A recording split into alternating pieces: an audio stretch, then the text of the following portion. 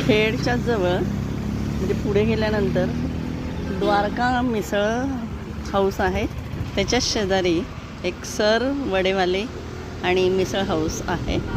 छान आहे, टेस्ट अगदी चांगली आहे इथली. तर मग मी आता इथे जाते आणि तुम्हाला दाखवते.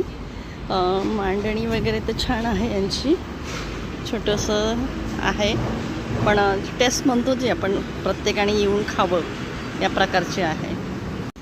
आतील दृश्य पाहाल तुम्ही, एकदम स्वच्छता आहे आणि सर्व काही सिस्टमॅटिकली लावलेलं आहे तिथे. आणि दोघे आई वडील मुलगा तिथे छान काम करत असतात आहे. एक सिंगल मी वडापाव मागवला होता.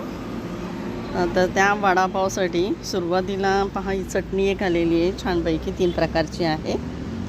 हिरवी चटणी आहे, मिक्स हिरवी आहे, एक पुदिना टाईप आहे, एक लाल रंगाची चटणी आहे आणि हा एक जम्बो वडापाव आहे, दिसतो तुम्हाला.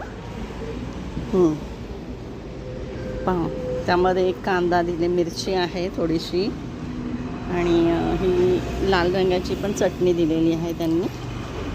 आणि हे 2 ठेवलेले आहेत. बघा कोणता प्रकार तुम्हाला आवडतो त्याच्याबरोबर खाण्यासाठी तर तुम्ही ते खाऊ शकता. अगदी टेस्टी. मी पूर्वीपासून इथे येते आहे, पण याचं वैशिष्ट्यच वेगळं आहे. त्यामुळे असं वाटेल तुम्हालाही की नक्कीच या ठिकाणी व्हिजिट द्यावी आणि टेस्ट बघावी. पहा मी प्रत्यक्ष आता खाणार आहे. हॅलो, यामध्ये पहा मी छोटी हिरवी चटणी, लाल चटणी आणि थोडीशी लसणाची चटणी आहे छानपैकी, ती वाढून घेतलेली आहे. हिरव्या मिरच्याही छान त्यांनी भाजलेल्या आहेत. अगदीच टेस्ट चांगली असणार आहे आणि खाल्लेली आहे. पण आत्ता जरा थोडंसं डेव्हलप छान झालेलं आहे, तर येऊन खाऊ शकता. आता सुरुवात मी करते खाण्यासाठी. पहा छान टेस्ट आहे. प्रवासात असल्याने आहे त्या परिस्थितीमध्ये आहे, पण टेस्ट छान आहे. प्रत्येकाची तुम्ही टेस्ट बघितली तर वेगळीच लागेल.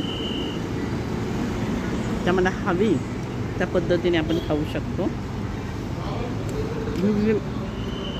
लाल लसणाची चटणी जी आहे ती खूपच छान आहे, अगदी घरच्यासारखी आहे. त्यामुळे सगळ्यात टेस्ट चांगले आहेत. हा माझा शेवटचा घास आहे. खूपच टेस्टी आहे, चवदार आहे अगदी. येऊन अवश्य एकदा इथे याल तर सारखा वडापावच खा. मिसळ पण छान आहे इथे आणि ज्यूस सेंटर पण आहे.